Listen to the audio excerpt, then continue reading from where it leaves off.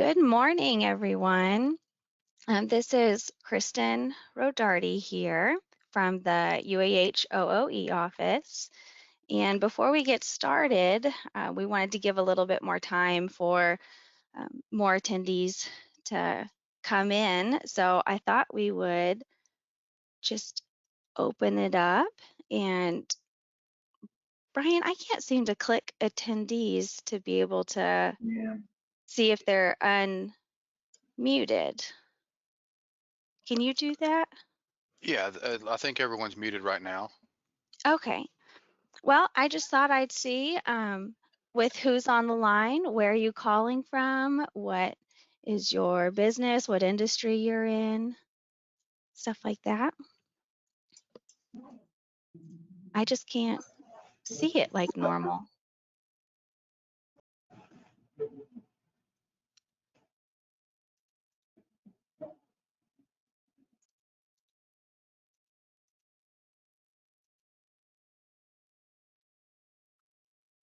Yeah, I'm sorry, Brian. That's weird. I can't see the attendee list today. I can't either.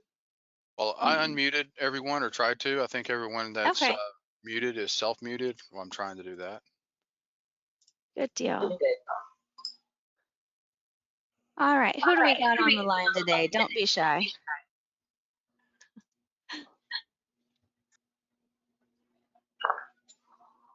You got Robert Sterling, ISSI. We are a commercial bomb disposal company. Awesome. Thank you for being here, Robert. Are you in Huntsville? Yes. Fantastic. I think most are from Huntsville today. This is Nuchi Kong. I'm with Face and Research, and I'm in Huntsville also. Thank you for being here today. You got Joel Maverick Carl. Solutions. Oh, sorry. This is Joel Goddard with Maverick Carb Solutions. We're out of Huntsville and Colorado. Fantastic. Huntsville and Colorado. All right. Thank you for being here. Joel Kong, Pratt and Whitney Automation in Madison. Awesome. Thank you.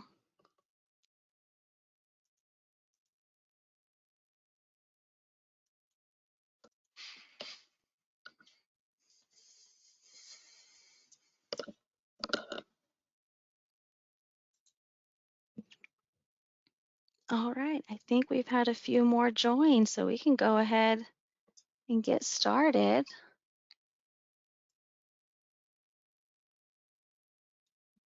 Brian, can you go to that next slide? Thank you. All right, well, good morning, early afternoon, everyone. Welcome to our webinar, Cybersecurity Maturity Model Introduction, or Cmmc 101. We are here today thanks to the Alabama Procurement Technical Assistance Center, or Ptac. My name is Kristen Rodarty. I'm with the UAH Office for Operational Excellence. Next slide. Just a few housekeeping items before we begin. If you can hear me, obviously your audio is working, which is great. To adjust your audio settings, you should see a microphone icon to change your audio and microphone. And throughout the presentation, everyone's mic will be off on our end. However, at the end, during the Q&A portion, we will enable everyone's microphones again. And in that time, you're welcome to speak up. You can click the little hand button to raise your hand. And if you click on it, it drops down and you can type in a question at any time during the presentation. We highly encourage, participation and interaction because even though we get really excited, about Cmmc, let's be honest, cybersecurity isn't always the most exciting topic. So we got to make it exciting and interact with each other. And if you're anything like me, you'll have a question during the presentation and forget it by the end, right? So don't hesitate to go ahead and type in any thoughts and questions as they come to your mind throughout. And at the bottom, there's handouts you can download. You should see the slides from this presentation, as well as informational flyers. If you have problems downloading those, just email us and we can email those to you. And just so everybody's aware, the presentation and Q&A session will be recorded. You will get an email from GoTo that has this recording in it, and you're welcome to share that with your colleagues and coworkers. So we'd like to officially welcome everyone on behalf of our Access Program and the University of Alabama in Huntsville. Today we have 2 UAH organizations represented here. Brian Tucker and I are with the UAH Office for Operational Excellence. Dr. Eric Emsand is from the Information Technology and Systems Center. But we especially thank our hosts from the Alabama Procurement Technical Assistance Center. We are all here because of what you guys do. We appreciate your support to our military personnel and your support to our community and our state. What brought this program together is a grant from the OLDCC, which is the Department of Defense Office of Local Defense Community Cooperation. And the OLDCC is vested in having a sustainable industrial base. So through this grant, we're able to help, small to medium-sized businesses across Alabama receive cybersecurity education at a very highly discounted rate. And this allows us to continue to build a sustainable and secure industrial base. Now, most of you heard of this webinar and program through either Ptac or Sbdc. So most importantly, I'd like to introduce our partners from those offices that are here with us today. We are incredibly grateful for their support. We're excited to have Mark Jacobson and Arlena Fulling from the Procurement Technical Assistance Center, as well as Hillary Claiborne from the Sbdc. And I'm going to turn it over to Mark and Arlene to share information about services they offer across the state. Thank you so much. Yeah, I am so happy that you all are joining us today. I know that we want to get into it, so I'm going to keep this brief. But as Kristen mentioned, my name is Arlena Fulling, and I am with the UAH Small Business Development Center.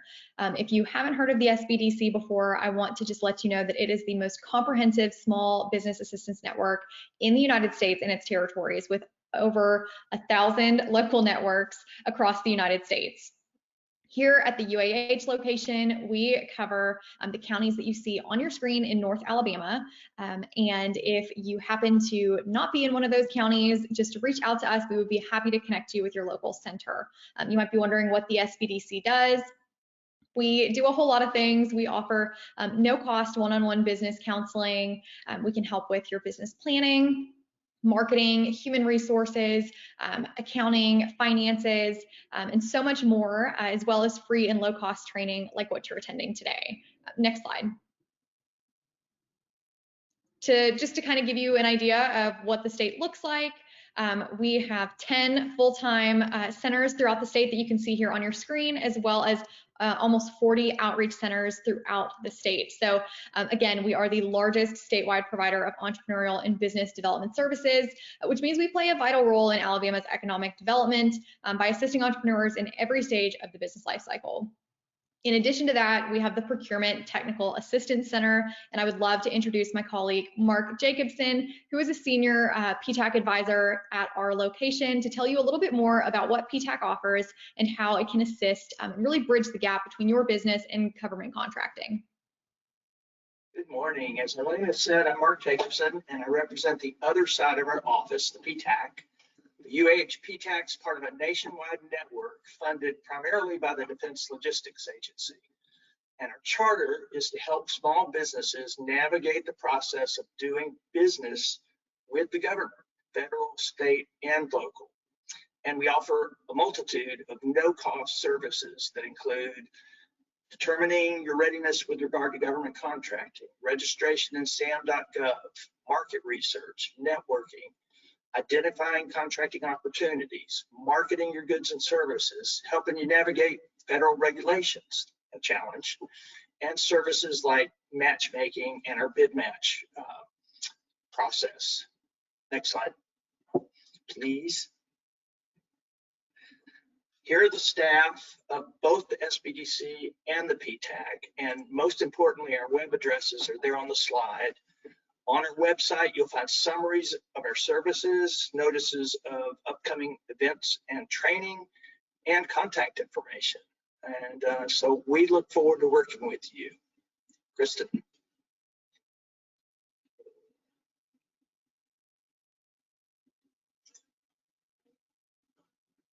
Thank you, Arlena and Mark. I can tell you these guys, they have a wealth of knowledge and information, and I encourage you to spread the word about the services they offer and take advantage of meeting with them. I'd like to introduce our speakers today. We have Brian Tucker and Dr. Eric Emsen, and these guys are a wealth of knowledge when it comes to CMMC. They've been doing this a long time, and I haven't come across anything they don't know yet, or if they don't, they can always figure it out. And if you do happen to work with our level 1 or 2 program, they are involved with our customers, every step of the way, helping them through. So I'll pass it over to you, Brian. All right, thank you, Kristen. And also thanks to Mark and Arlena and for what you guys do for the Defense Industrial Base and for your support of the program. This slide only includes what we know. The slides of the world could not include everything I don't know. So we're going to limit it to that today, but I'm sure you might be asking, what is a Lean Six Sigma Black Belt doing talking about CMMC? But our office works with a lot of different industries, and we've partnered with OLDCC several years ago, back when they were a shorter acronym, OEA. And one of the things that we were doing was helping the Defense Industrial Base become more resilient, providing various services. One of the challenges was the new requirements for cybersecurity. And fortunately, we've got really, really bright folks and folks that are in the thick of the things that are going on from a cybersecurity and cyber safeguarding perspective in industry and with the government, just in a center across the street. And that's where Dr. Eric Emsen sits in the Information Technology and Systems Center, and they are on top of a lot that's going on in the area of cybersecurity, both with their previous experience and their ongoing activities and projects that they work on. So we're glad to be able to manage the program from here and have their assistance. So what we're going to talk about today is really just if you've been involved with CMMC, this may be a little bit of a repeat, although we have included in here some of the changes with CMMC 2.0.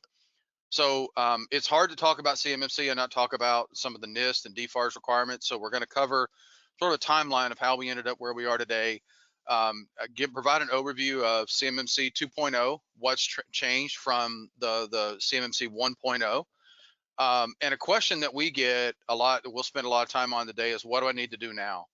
And that most of our time we'll spend on that. Actually, we'll talk about the types of information that are being protected by these requirements, the current requirements, what you need to understand, how to determine your level. We'll talk more about what those levels are and how do you evaluate which level applies to your organization.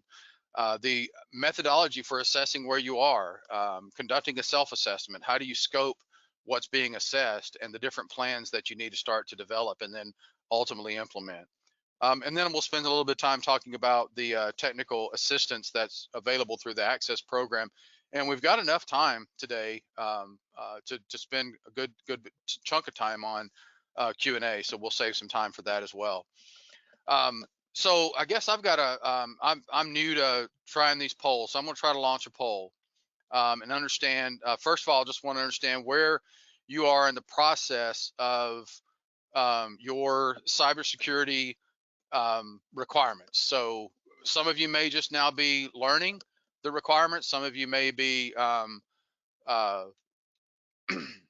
gotten started, and some maybe feel like you're kind of fully implemented. So we've got some results coming in. It looks like most everybody that's answering the poll anyway is just getting started with CMMC. Some, the other 56% are just getting started. 22% have done some stuff with DFARS and NIST 800-171, and then 11% is split between just now learning and believe you've done some, believe you fully implemented NIST 800-171 or and/or CMMC. So we've got a mix here. And we will keep that in mind. Certainly, I want you to, as Kristen said, ask questions as you go along. You can raise your hand or type them into the chat question box. But a little bit of history back in 2015 or so, NIST, who's the organization that develops standards, they came out with a special publication called NIST Special Publication 800-171, which is protecting unclassified information in non-federal information systems and organizations. So a couple of key words there: unclassified. So this is information that doesn't fall into the category of being classified, and also non-federal information systems. So these are this is the industrial base. This is the industry that supports the federal government in various forms. And then in 2016, the DoD sort of adopted this standard as part of a DFARS clause, DFARS 252.204-7012, which was safeguarding covered defense information and cyber incident reporting. So that covered defense information is this controlled unclassified information that is required for some DoD contracts. And so this clause, which has some other components to it, but one of the requirements was that organizations implemented NIST 800-171. And what that meant was they needed to assess where they were according to this standard, develop a system security plan. So how are you doing in meeting these requirements for each of the 110 practices that were part of that NIST 800-171, and then develop a plan of action and milestones. And there's some other requirements in there related to storing data in the cloud or flowing down these requirements to your supply chain, and then how you handle incidences and doing that a specific way, and having your data available and all that. We're not going to go into a lot of details in the DFARS, the 7012 clause, but just point out that it was enforceable on December 31st, 2017. And again, all companies had to do self-assess to be implemented and have that system security plan and POAM, which meant that they didn't have to have all the practices in place.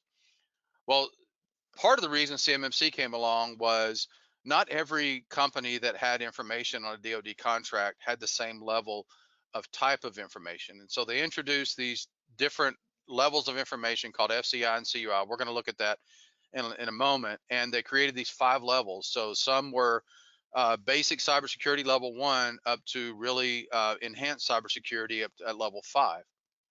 And for the bulk of the companies, it was either level 1 or level 3, and the one that related to CUI, which would have included the NIST 800-171 practices, had 130 controls. And there are also some maturity practices that were part of that.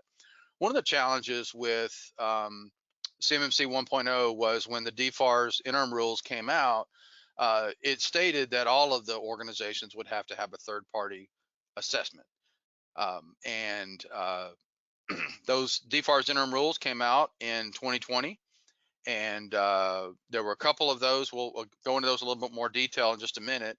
One of those said, well, if you've got CUI, then you need to score yourself against NIST 800-171 and enter that score into the supplier performance risk system. And another clause said that if you may have sensitive enough data that DCMA is going to come in and do an assessment, and if they do, you have to kind of let them in the door. Well, the challenge and the struggle with CMMC 1.0, one of them was this requirement for third-party assessments. And so in 2021, late last year, the CMMC 2.0 was rolled out. It's still going through the rulemaking process. It was said it may take 9 to 24 months from back in November. But the changes were that it went from 5 levels to 3 levels, and not all levels had to have this third-party assessment. And one of the changes was that it was more closely related to NIST 800-171. So the big picture of CMMC, it's a cyber model. It's embraced by the DoD to safeguard this sensitive information. Again, we're still talking about unclassified information, but sensitive information is designed to protect that information that is shared with contractors. So this is DoD data generated and given to contractors or generated by the contractors as part of a contract. The CMMC model is based on NIST 800-171, which was just kind of covered, and it is compliant with DFARS 252.204-7012, meaning there's practices in here that relate to some of those requirements. And of course, we saw the connection there in the history of the 7012 clause and NIST 800-171. There's multiple certification levels, and it applies to all contractors. Now, there's an asterisk there. If you're below the micro purchase limit, or if what you're providing is commercial off-the-shelf products, then it may not apply to you. But everyone else, at some level, CMMC applies. And to point out, this is and has been a future requirement. I mean, this is still in the rulemaking process. It's there's still changes that we expect to come, but it's starting to take shape, and it seems like this is closer to what we're going to end up with the 2.0. Now, just quickly comparing 1.0 to 2.0, I mentioned that there were 5 levels in the first version, and there's 3 levels in this. That didn't really it just alleviated a lot of confusion, because no one was really looking at level 2 and level 4 anyway. So the distinction, or the differentiator, is that level 1 is for just what we call federal contract information, and level 2 is controlled unclassified information, or CUI.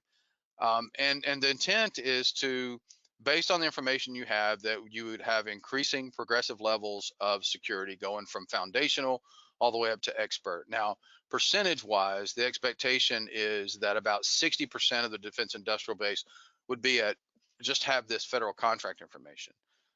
So every contract with the DoD has federal contract information. And about 30% would have CUI.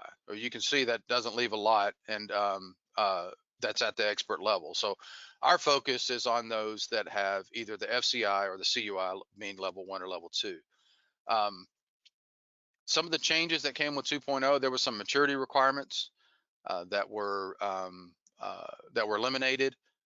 They had some additional unique security practices at the level 2, which was level 3, that were eliminated. So it mirrors pretty much NIST 800-171. There's an additional expert level, which we're not going to spend much time on. So the difference between those is you're looking at level 1, it's 17 practices. At level 2, it's 110 practices. Now, all of these practices are kind of categorized into domains or families. And these match the NIST 800-171 families. So these models kind of mirror each other now. And these, something to keep in mind, these practices are cumulative. So whatever if you're going to be at level 2 because you have CUI, you still have to meet the level 1 requirements. In fact, most companies, you may have parts of your organization that only deal with level 1 information. And so that part of your organization would be at level 1 versus a part of your organization that would be at level 2. So you may have both in your organization and need to be sort of assess different parts of your organization for both. But if you are meeting level 2, you have to meet the level 1 practices, and they sort of accumulate or progress. And level 1 is 6 domains of these 14.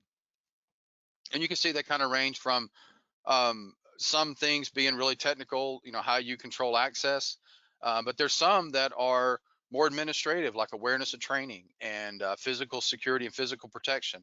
So it covers not only just the technical wiring and computer and connection parts of things, but also covers some of the more physical and administrative aspects as well. So this is where I mentioned that most people, when we talk about CMMC, their question is, what do I do now? And so we just want to kind of progress through that and think through that, and we'll talk through this today. The first thing you need to do is determine the type of information you're dealing with. Is it this federal contract information or CUI? The next question is, based on that, then you can determine the requirements that you have. So it's really hard just to talk about CMMC and not talk about the current clauses that exist for companies that have CUI. So we'll dive in a little bit into that. You've got to be meeting some certain requirements now that either your prime is telling you need to meet, or you may actually start seeing these clauses on your contracts or your RFPs. And then you need to determine your CMMC levels, again, based on the information, type of information that you have and where you have it in your organization. You need to determine the type of CMMC certification assessment. So some will self-assess and some will have a third-party assessment. But all should go ahead and conduct a self-assessment and kind of understand where you are. When we talk about the assistance that we provide through the grant, we provide some guided self-assessments that can help organizations understand the practices and what are some things you can do to meet those. So, I mean, basically just want to understand where you are today.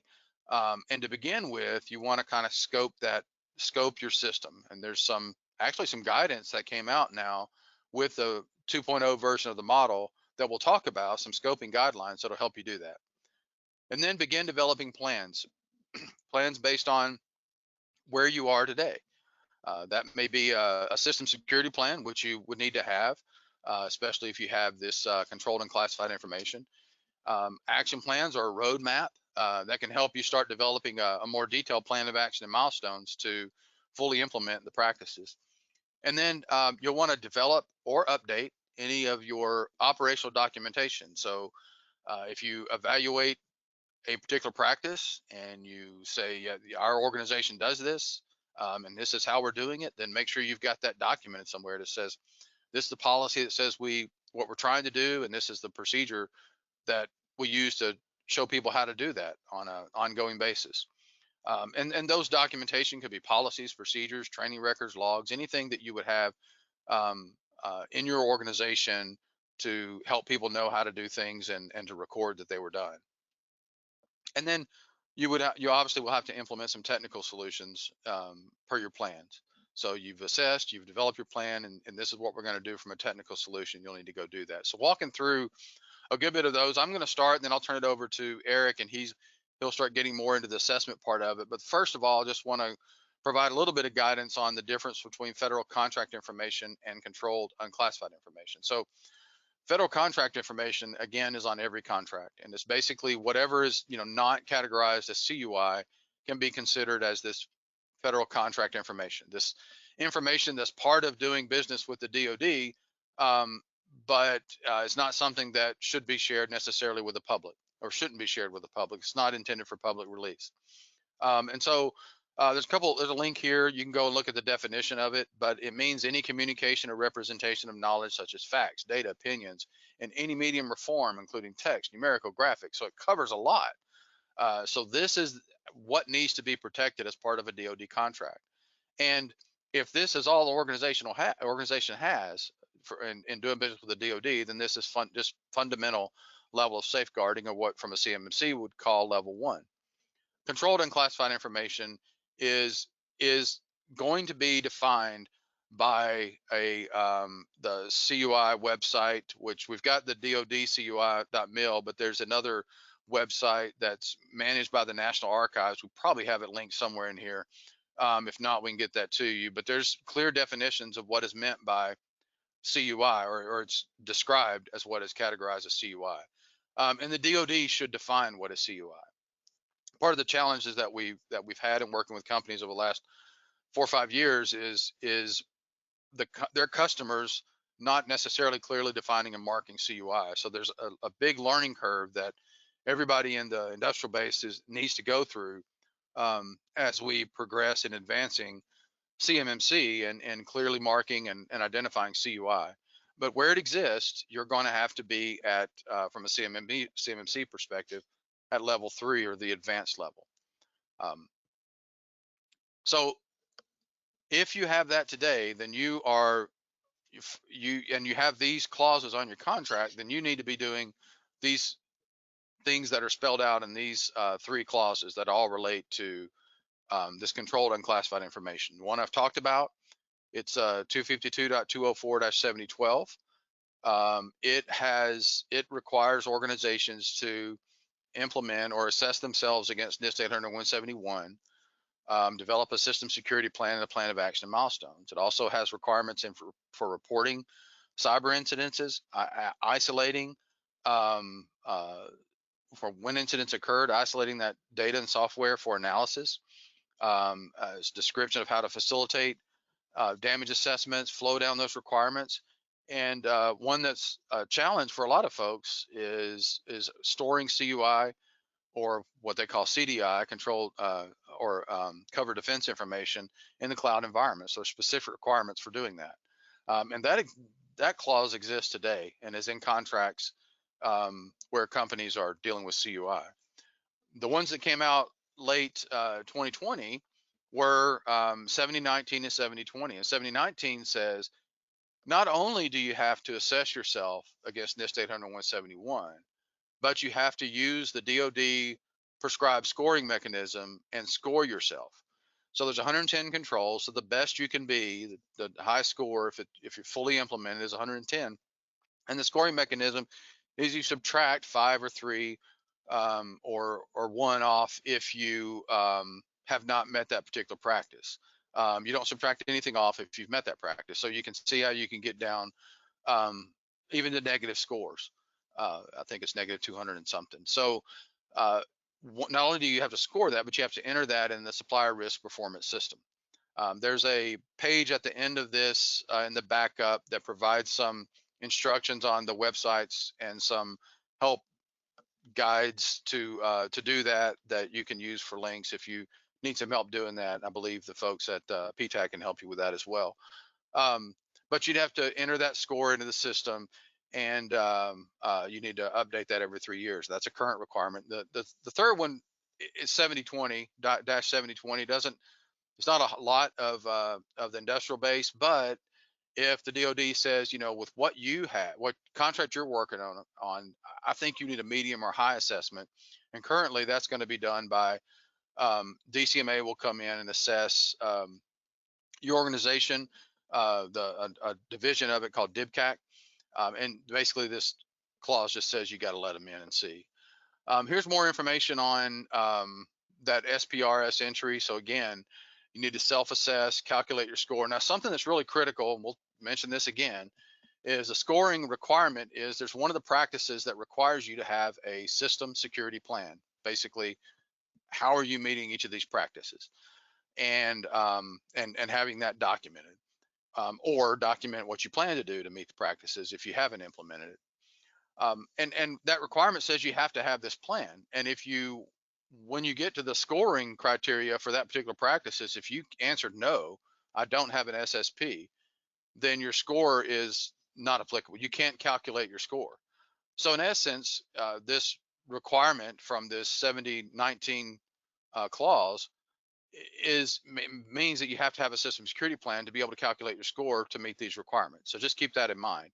It's not just going out and scoring, it's conducting this assessment, creating that system security plan, then scoring.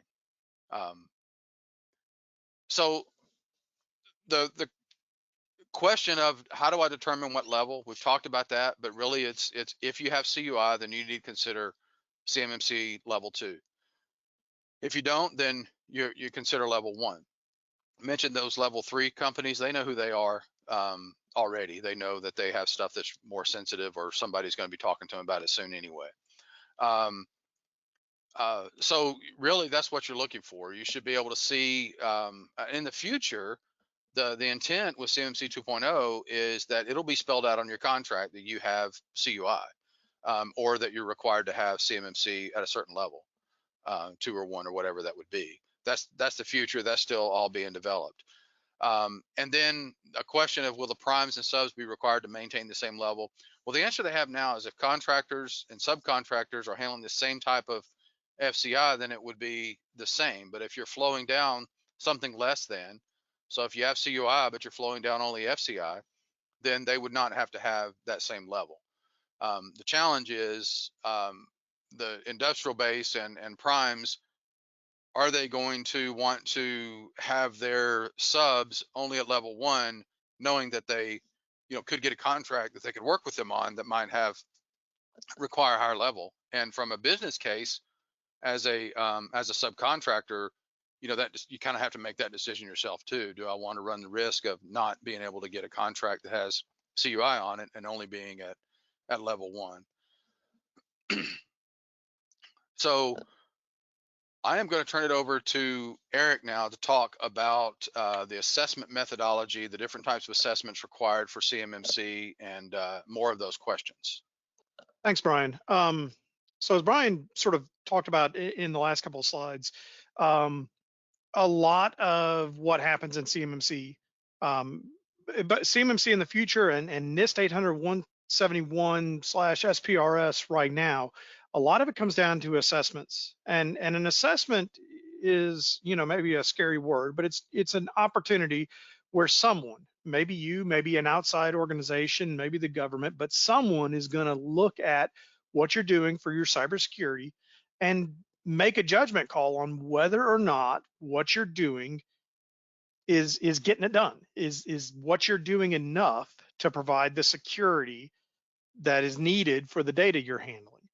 So I wanted to talk about how these assessments are going to work a little bit. So as Brian mentioned, at level 1, these are companies that are only handling FCI. The requirement is that companies will perform self-assessments. As Brian mentioned, that's a big change from CMMC 1.0. Under CMMC 1.0, everyone was going to have to hire an outside company to come in and do an assessment, even at level 1. So this is, I think the government has done this in order to save small businesses some money. You're going to be allowed to do this yourself, basically. You are going to have to do it annually. And by the way, don't lose sight of the fact that as that, that second bullet point right there, boldface, underline, annual affirmation from a senior company official that the company is meeting requirements. You are making a statement to the government, and it has to come from a senior official. If something ever happens and they decide that, hey, you were lying to the government, that's a crime, and there will be stiff penalties involved. So I'm not trying to scare anybody, but I'm trying to drive home the fact that everybody, when they're evaluating their company, they want to try and put the best spin on it possible. Just make sure you don't cross the line into telling lies or stretching the truth. For all of these, you are required, as that third bullet point on level 1 says, you are required to maintain a record in the supplier performance risk system. That is a system maintained by the DoD where companies upload and say, yes, this is our cybersecurity posture. This is where we're at. Okay, level 2. At level 2, things get more interesting. Things get a little dicier.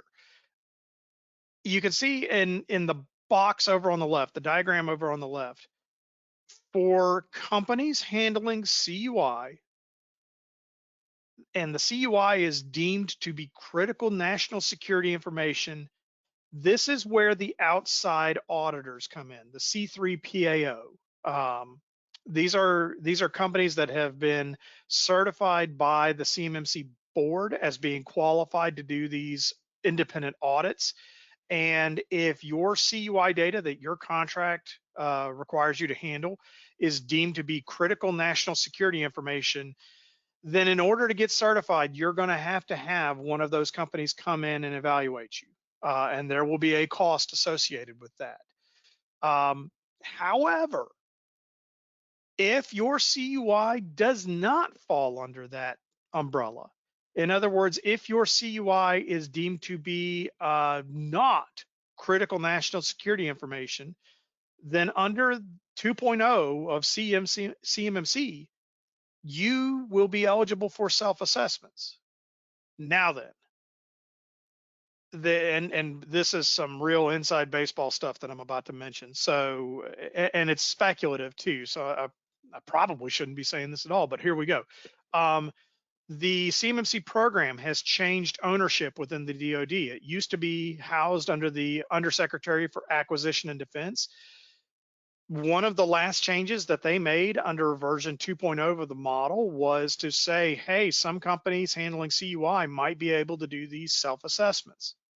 Well, then the actual CMMC program transitioned from that office, the Undersecretary of Acquisition and Defense, to the CIO office of the DoD. And at a recent town hall, the DoD CIO said, well, how do we as the DoD have CUI that's not national security information?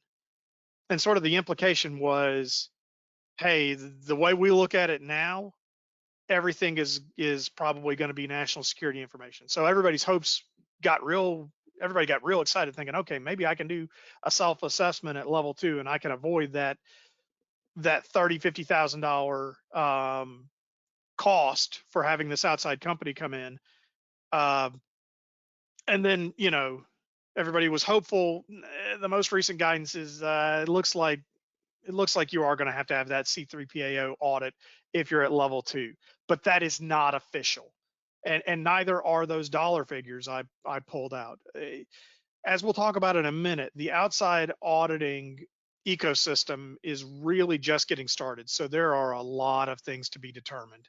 Now then, in order to earn certification at each level, you have to satisfy all of the assessment objectives that are associated with a control. There are at level 1, 17 controls. A control is just another word for a requirement. There are 17 controls at level 1. Underneath every control, there are assessment objectives that the auditor, whether it's somebody in your company or an outside auditor, is supposed to look at and decide, okay, are they really meeting the entire control? And in order to be considered passed on that control, in order for the auditor to say yes, they successfully meet this control, they need to meet all of those objectives. So it gets a little complicated. If you break open the assessment guide for CMMC, especially at level 2, some of this will make more sense. Also, one more note before I move on. There's a question of, okay, how do I prove that I'm meeting this control? The assessment guide defines 3 different ways to provide evidence that you're meeting the that you're meeting the objectives. There's interview, where you may have to, you'll have employees that will provide firsthand testimony, sort of, that, yeah, we're doing this, this, and this. There's examination, where you go through and you look at log files, or you look at whatever, and you look at server configurations and verify that, yes, this is set up correctly. And then there's test, where you may choose to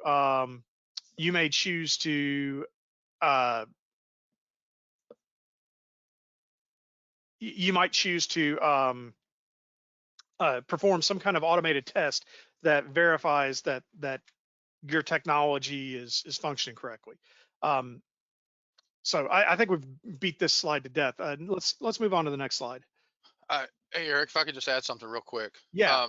Yeah. So I talked about the current requirements for a company that has CUI and the requirements to self-assess and enter that into the SPR system. And then here on this slide, we say at level 1, you're going to have to self-assess and enter that into the SPRS system. That is a future requirement. Of course, I mentioned this before. CMMC is all in the future. The NIST requirement for the 70, based on the 7019 clause, is a current requirement for companies that have CUI. This will be the same system. And you'll still have to do that at level 2, just like you are already doing for CUI now.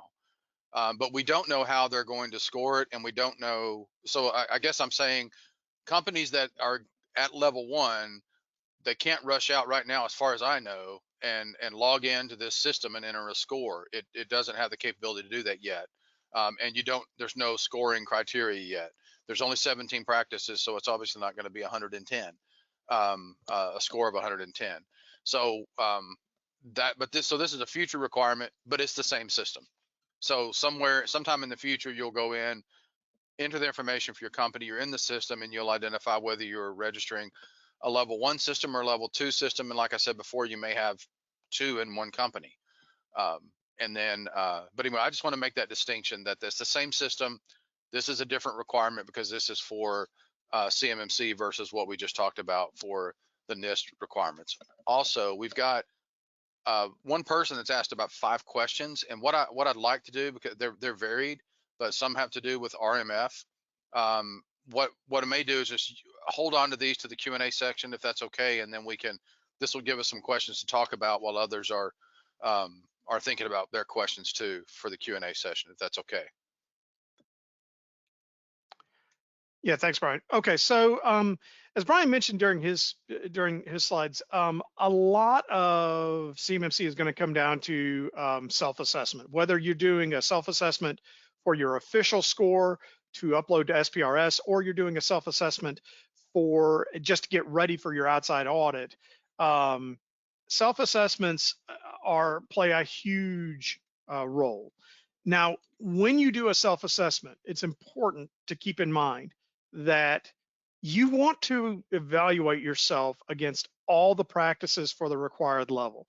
And please keep in mind that second bullet point. The model is cumulative. So if you're going for level 2, it not only includes the practices or controls that are marked as being for level 2, it also includes everything at level 1. When you're evaluating, I talked about this a little bit on the last slide, but when you're evaluating whether or not you are meeting this control, there are multiple objectives that you need to look at. And as I said, if you open up the assessment guide, there's a picture of the cover there on the slide. You'll see as you go control by control or practice by practice, there will be anywhere from 1 to 10 objectives that the CMMC board has decided that, okay, for a company to be meeting this control properly, it means that they are doing A, B, C, and D. Now, these controls, one of the nice things that I actually like about the CMMC standard, and this carries over from NIST 800-171, is that in general, your company has a decent amount of leeway to meet these controls in the way that makes sense for you. And what that means is that sometimes your solutions to these requirements are going to be administrative. There's an example, the first sub bullet, AT dot level 2, L2 means level 2-3.2.2. That's a training control. Specifically, there's a requirement that says, hey, our people have been given cyber-specific training to do their cyber-specific job. There's no technology anywhere that you can use to show that people have gotten trained. I mean, I suppose that you could give them tests and things like that, but at the end of the day, it's still going to be, hey, we have a training process, we kept records. So that's an example of an administrative control because people are providing the solution. The one below that is an example of a technical control. multi-factor authentication. That's just by definition going to require technology. There's no way that you can have a manual process that a person uses to do realistic multi-factor authentication. And there are going to be some controls that involve using both. Now, your assessments, Brian already talked about the SSP a little bit. All of these concepts are kind of all tied in together.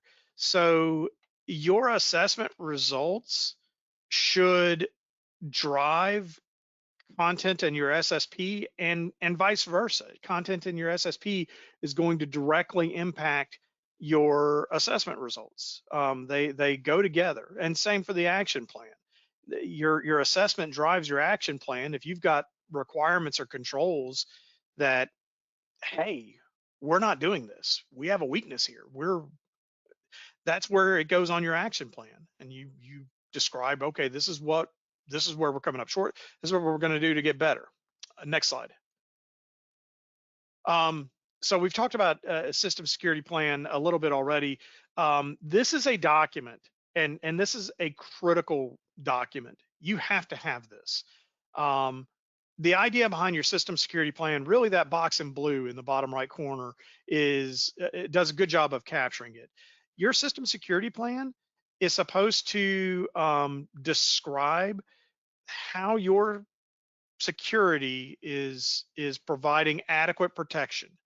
Usually that means that you describe the requirements. In our case, it would be the CMMC requirements, and it describes whether or not you're meeting those requirements, and it describes how you're meeting those requirements. That's what we mean by the third bullet point in that blue box, description of the control method. You want to provide some description of how you are actually meeting this requirement. We think it's a good idea to, if you're not meeting it right now and you plan to in the future, we think it's a good idea in your SSP to describe what your future action will be.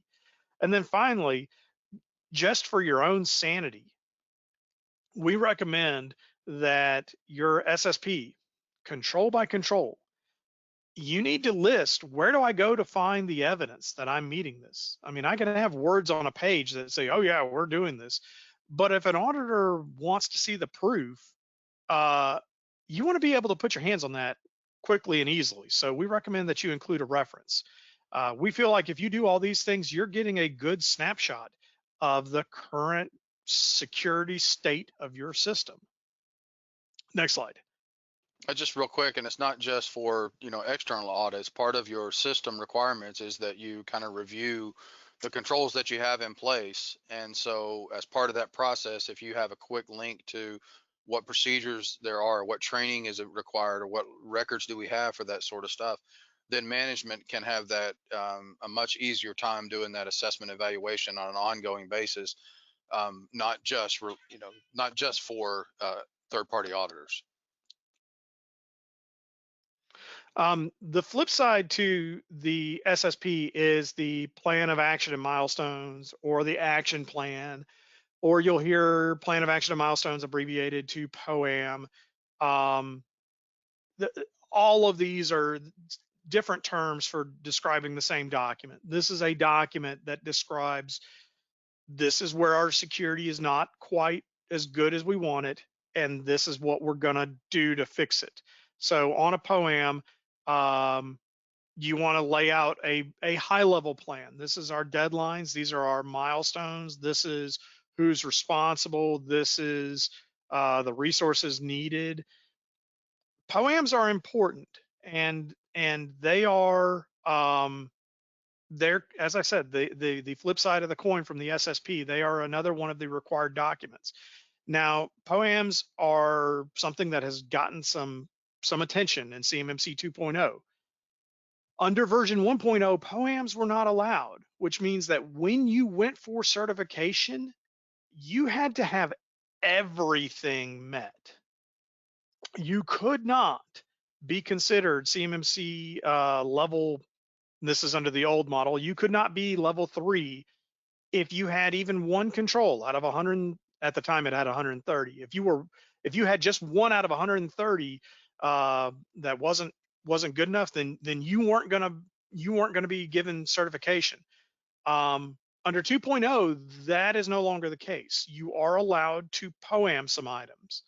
Now, looking at that second bullet point, there are some practices that cannot be POAM'd. There are some things that the DoD has said, hey, if you're not doing this, then that's a do not pass go straight to jail. You need to fix it. And the DoD is going to establish a minimum score. And they're going to use the same scoring system as they use on SPRS. That says, all right, well, if you're going to be level 2, you're going to handle CUI, you've got to get at least this. Now, the column on the right, there are waivers, but I would not even begin to consider counting on this because I think that they are going to be extremely rare.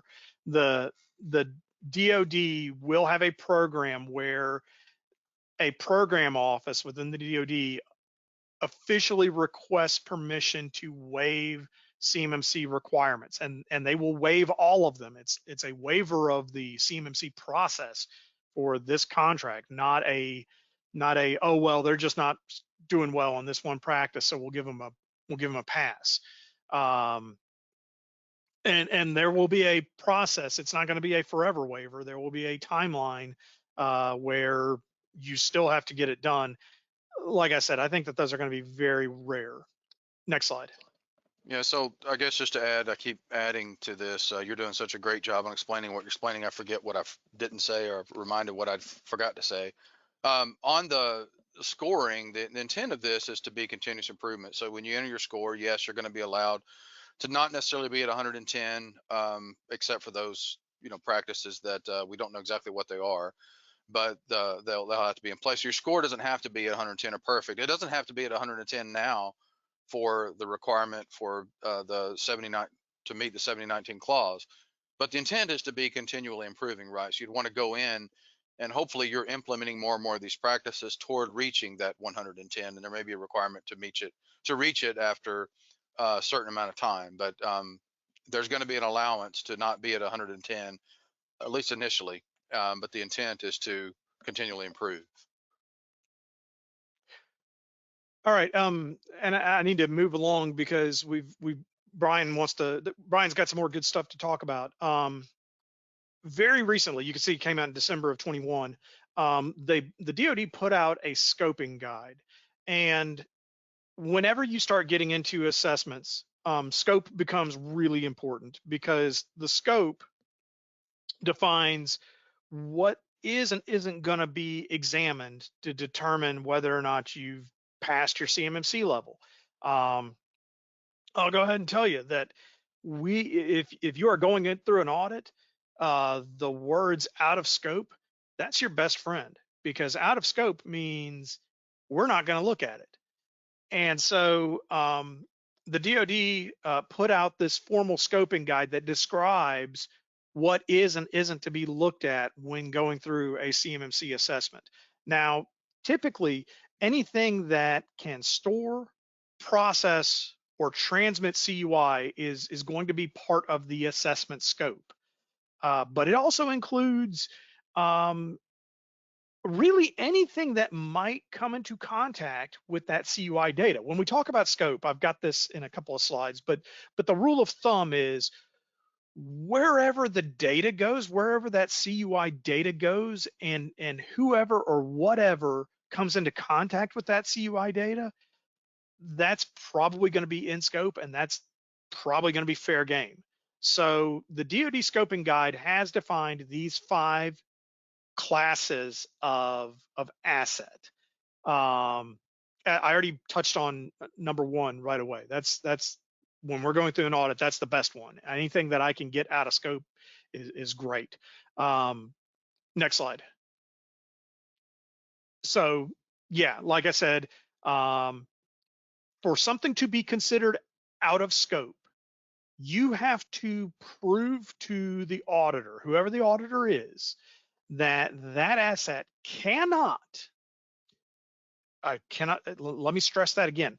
It cannot process, store, or transmit CUI. It's not possible. CUI can't get onto that device. Therefore, it has to be logically or physically isolated from the CUI systems. Now, as I said, if something is shown to be out of scope, then it doesn't get assessed against the CMMC controls. You don't have to worry about it, in other words. Next slide. Now, specialized assets. Now, unfortunately, we've gone into the realm of things that might have CUI, so of course things get more complicated. Specialized assets are assets that might process, store, or transmit CUI. And these are things that generally you don't necessarily have a ton of ability to control. The best example is government equipment. Some of your employees might have laptops that belong to the US government. You know full well that if the US government has issued your employee a laptop, the US government is going to control how that laptop is configured, how it's set up. You have very limited ability to reconfigure it. Therefore, it's not really fair for the CMMC auditor to ding you for it if, during an assessment. You don't have a lot of control over it. Other examples of specialized assets include IoT devices, testing devices, OT devices, things like that. Now, the good news is that these do not have to be logically or physically isolated from CUI systems. As you get ready for your assessment, you will compile an asset inventory. That is exactly what it sounds like. That is an inventory of all the devices that can store or process CUI. And so you do have to put these specialized assets in your asset inventory. You have to, in other words, you got to admit that they're there. You have to document them in your SSP. In other words, you have to show that, hey, I know these things are out there. The good news is that they are managed and secured using risk-based security policies, procedures, and practices. In other words, they are not assessed against the entire CMMC set. Now, you need to show that you're providing good security. So you can't just hand wave and say, oh, well, we're doing something. No, they're going to want to see evidence that you're using good security, but you don't necessarily have to secure them against the entire CMMC rule set, requirement set. And you do have to show them in the document scope. Next slide. Contractor risk managed assets. These are devices that might, but are not intended to, store, process, or transmit CUI. So if you have workstations that are on the CUI network, for instance, that they're not intended to hold CUI, they're not designed to hold CUI, it's not your plan for them to ever store or process CUI, but you can't rule it out, you can't swear it'll never happen, then that's an example of a contractor risk managed asset. It's very similar to specialized assets. They don't have to be isolated. You do have to document them everywhere. You can secure them using your risk-based security policies, procedures, and practices. Again, you need to show that you're providing good security, but you don't have to assess them against the entire CMMC control set. Next slide. Number 4. Security protection assets. These are devices that are being used to provide security to your CUI environment. And I want to make a note of what's in italics there. This requirement follows the security asset regardless of where the asset is located. For example, if you have a cloud-based product that is doing intrusion detection for your network, the CMMC requirements follow that asset. Just because it's not living on the CMMC network, the CUI network, doesn't mean that you don't have to assess against the entire model. In fact, you do. You have to document it in your inventory. You have to document it in the assessment scope. And unfortunately, this fourth class has to be assessed against the entire CMMC model for level 2. Next slide. And then finally, your CUI assets. These are the actual workstations, servers, whatever, where CUI is meant to be stored and processed. They get assessed against the entire CMMC model. Of course, you have to document it in the inventory and scope. Next slide. So I've mentioned the assessment scope. This is a diagram, as you can see here, where we describe to the auditor, whether that's an outside auditor or someone from within your organization, of what is in scope and what is out of scope. And I'm not going to spend any more time on it because it's that example there, that's from the DoD's guide, and I think it's pretty clear. You know, you can see that black box defines everything inside the black box is fair game. Everything outside the black box is out of scope. Next slide. And when we say it's out of scope, remember, we have to show that it is separated. Now, it can be physically separated, meaning that it's on totally separate networks, or it's physically isolated through locks, doors, badges, so on and so forth. We also can do logical separation through firewalls and VLANs. But one way or the other, no matter how you do it, you have to prove to the auditor that there is no way for CUI to get onto these systems over there without an employee purposefully breaking a bunch of rules and violating a bunch of policies. So I'm going to turn it back over to Brian now to talk about some of the, oh, sorry, I had one more slide. Don't forget about your external service providers. I said at the beginning that the CMMC requirements follow the data at all times. So if you have a service provider that is doing backups of your data, remember, the CMMC requirements follow the data. Just because it went to your service provider doesn't mean that you don't still have a responsibility to protect it.